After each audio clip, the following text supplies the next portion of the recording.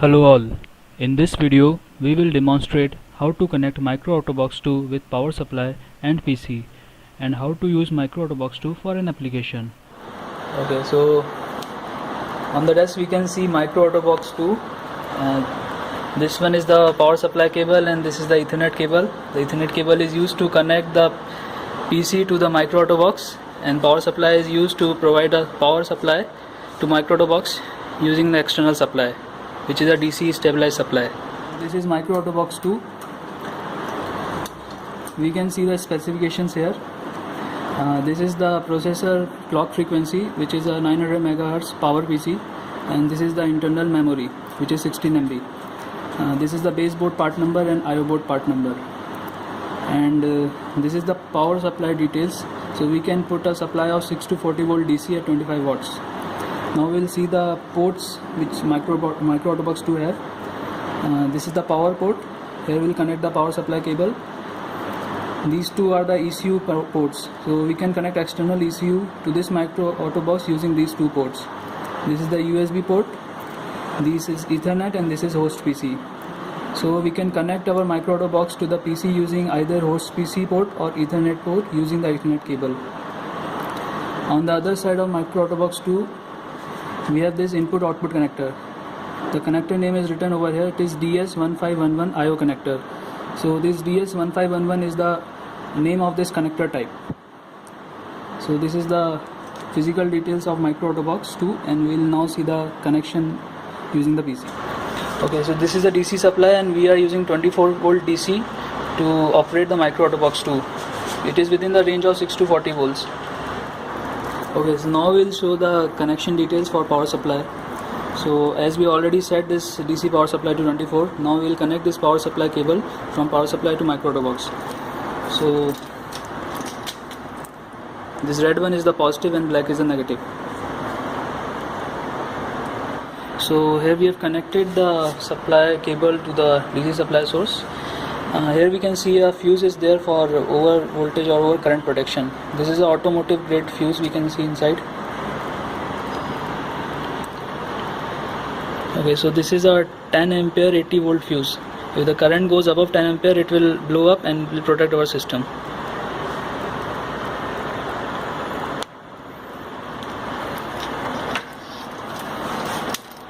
The other end of the cable is connected to MicroOtobox 2,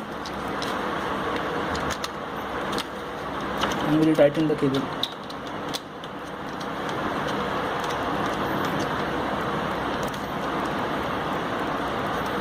Now we'll check whether the supply is there or not. So we'll turn off the power supply.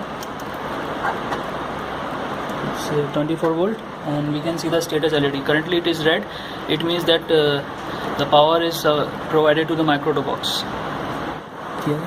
Okay, now we'll do the connection for Ethernet cable, which will connect the PC to the MicroOtobox. So this is our normal Ethernet port. This will connect to the Ethernet port of the CPU.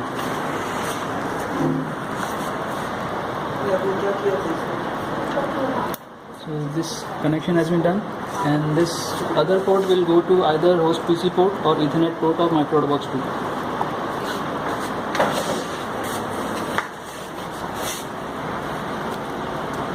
So usually we will connect it to host PC.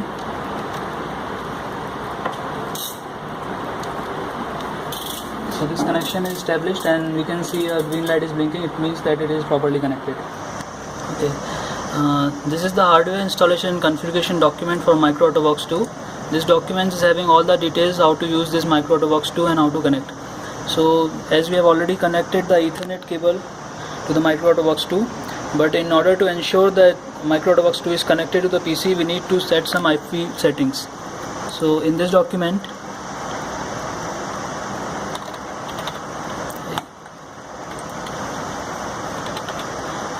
so in this document we can see that note is given which mentions that the MicroOtobox uses this IP as a default IP address. So the IP address for the system should match with this base address. After setting this IP address, only the MicroOtobox can be connected.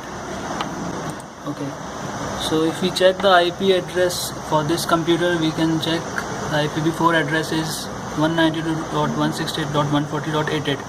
So it is matching with the base address of micro-AutoBox 2. So it means that the connection can be established. So this setting has to be done prior to connect the micro-AutoBox 2. Okay, so in order to use the micro-AutoBox 2, first we need to develop a model in MATLAB, and that model is later converted into a code file which is given to the micro-AutoBox 2 using a separate tool known as Control Desk. So first of all we'll open the MATLAB. So now the MATLAB is open and we can see some details are given. So here we can see the RTI platform support RTI 1401 is activated. This 1401 is actually the part number corresponding to micro-AutoBox 2.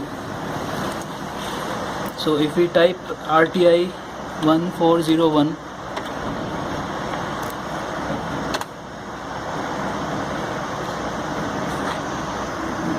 okay, so if we type RTI 1401, then we can see library blocks have been opened. So these library blocks are corresponding to micro-AutoBox 2. So our corresponding micro-AutoBox 2 is DS1511, which is the connector type. So if we click, we can see some additional block which are corresponding to our micro-AutoBox 2. So these are ADC, DAC, digital IO, ECU and serial type. If we go to the baseboard, these are further components which we can use with our micro-AutoBox 2.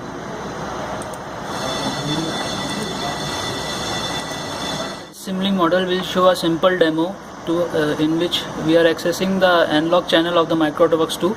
We are taking the signal, we are adding it to a constant and showing in the display. So these are the Simulink block. So in order to take the analog input from micro-AutoBox 2, we need the corresponding library block. So if we want to access that library block, then we have to access the RTI block for 1401. So here we'll go to this option. We want a ADC channel, and this is the ADC block for micro-AutoBox 2.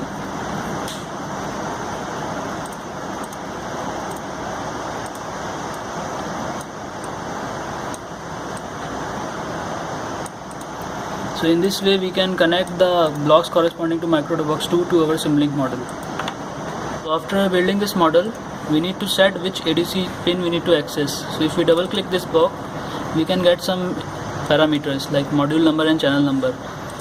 So it is having 16 channel and this much modules. So which one we need to use? This information can be accessed using a document which we showed previously. So if we go to this hardware installation configuration document, and we need to scroll to our corresponding micro-AutoBox 2 details. Okay, so in this document we are having the details of that DS1511 connector and the details of the pin. So from this we can check which pin we need to set, and we can select a particular channel. For example, for analog channel, this is analog channel 1, analog channel 2, analog channel 3. So in this way we can set the channel number and module number, and we can connect externally using this port details. So these channels are mapped to the corresponding port, and we can check using this particular document. So before building the model or generating the code for the model, we need to do some proper configuration settings. In the configuration settings, in the solver options are type should be fixed step, and you have to specify a step size, and solver usually selected will be discrete with no continuous state. The next is the optimization setting, under which this block reduction, conditional input branch execution, implementation logic signal as boolean data, these all three should be unchecked. Next is signal and parameters. Under this option, signal storage reuse should be unchecked. Next, if you go to hardware implementation, under code generation system target file, by default grt.tlc will be selected. If you click grt.tlc, it will open a new window under which you have to click browse. After this, a pop-up window will appear, In this window, we need to select RTI1401.TLC and click OK. Now if you go to code generation, you can see the system target file is written as RTI1401.TLC, which we have selected, so this is correct. Next, in RTI simulation options, the initial simulation state should be selected as run. Next, under RTI load options, load application after build must be unchecked. In the last, under RTI variable description file options, select the options according to your requirements. After the configuration is done, we can build a model using this option, build model. We need to build the model.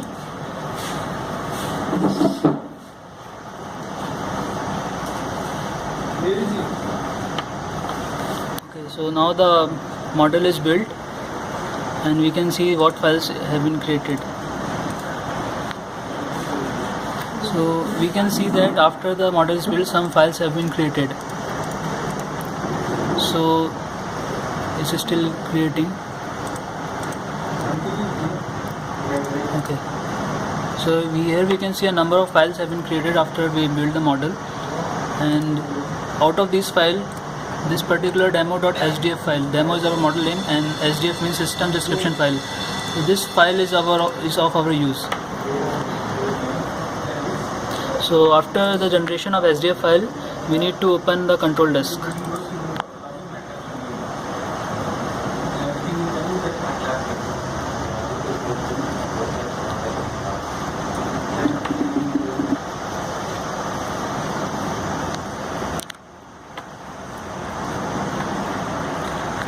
So this is the control desk home window. We need to create a new project or experiment. Here we'll give the path, experiment number. Okay, so the device connected is MicroAutoBox and the ES1401 is the corresponding part number, and this is the IP address for this system. Now here in this section we need to import the SDF file which has been created for our model. So if we go to the corresponding directory, you can see the SDF file is here. We need to open this file and we need to finish. So now the SDF file has been loaded and we can see a layout window is open. So this is the normal control desk homepage. From here we can operate our MicroAutoBox 2. We can monitor using different parameters and we can run it standalone. So now for providing input to the MicroAutoBox, we are using a potentiometer which is giving a supply of 5 volt using a separate power supply, and this is connected to the input output port for the MicroAutoBox. So which channel has to be selected, this we can find out using the hardware installation document. So if we go to the document and if we go to the corresponding page, like our part number is 14011511, and if we go to connected pin nodes, this is having the details of all the pins. So while building the model, we have selected this module. So in this module, the channel number and module number is 1. Okay. So out of these we have selected the channel 1. It means that we need to connect the signal to channel 1 in this MicroAutoBox 2. So which port has to be used, that can be found out using this document. So if we go through this document, we can find the analog channel 1 is given here, which is input type, and the corresponding port is Z3. So if we go to this diagram, we can find that this is Z3. So it is the 4th column and 3rd row. So correspondingly we have connected the signal to 4th column and 3rd row. So this is Z3, and this is the ground pin for providing the ground for potentiometer. So now we'll see how we can monitor the MicroAutoBox 2 operation using this control desk. So in control desk, in this layout window, we can select the variables which are given in Simulink model. If we go to this variable option, we can find the all variable description is there, and this is our model SDF file name. Under this, if we go to model root, we can find the name of the blocks which are present in our Simulink model. So constant, display, add, ADC type, these all are the blocks which are present in our Simulink model. So for example, if we want to check the output of this add block, we are having a display block here. So if we go to this, we can select a display and we can drag and drop this signal in the layout window. So here we are having multiple options. For example, if we want to see the output versus time, so we select as a time plotter. Now we can see a graph is there. Okay. After this, we need to click on go online. So what it will do, it will load the SDF file which is having the code to the MicroAutoBox 2. And after go online, we can see the status LED has been changed to green. Previously it was red. It means that the algorithm is now running in the MicroAutoBox 2. And here also we can see the status as online. Now here we can see the output of the display. But for this we need to start the measurement. Here we can see the output is changing. Now if we vary the potentiometer, in the layout window we can see the value is changing.